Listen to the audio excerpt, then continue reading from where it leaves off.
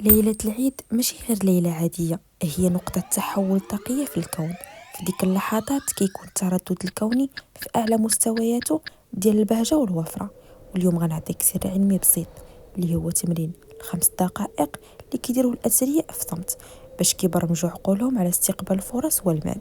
ولا ضيعتي ليلة العيد لا ضيعتي بوابة طاقية ما كتفتح إلا مرة واحدة في السنة. وإلا بغينا نشوفوها من جانب العلمي، فعلم الأعصاب كيخبرنا عن شيء كيتسمى الارتباط الشرطي.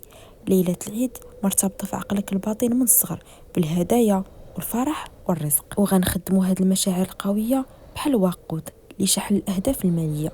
ملي كتشم ريحة البخور أو القهوة ليلة العيد دماغك كيفرز الدوبامين، وهذا هو الوقت المثالي لزرع بذرة الثراء. الخطوة الأولى، اجلس في مكان هادئ وغمض عيني. الخطوة الثانية، خاصك تستشعر فرحة العيد بحال إلا كنتي صغير، ولكن هاد المرة تخيل أن العيدية هي مبلغ مالي كبير اللي كتطمح ليه في حسابك البنكي. أما الخطوة الثالثة واللي هي السر الكوني، ما تخيلش غير المال فقط، بل استشعر الرائحة والملمس.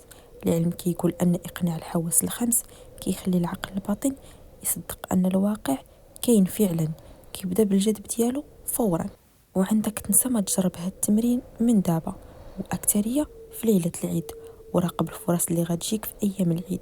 الكون ما كيظلم حتى واحد، هو فقط كيستجيب الناس اللي كتقل لغته. وبغيتك من دابا تكتبوا في التعليقات أنا مستعد لاستقبال هدايا الكون، باش نعرفوا شحال من شخص غيفتح باب الوفرة اليوم.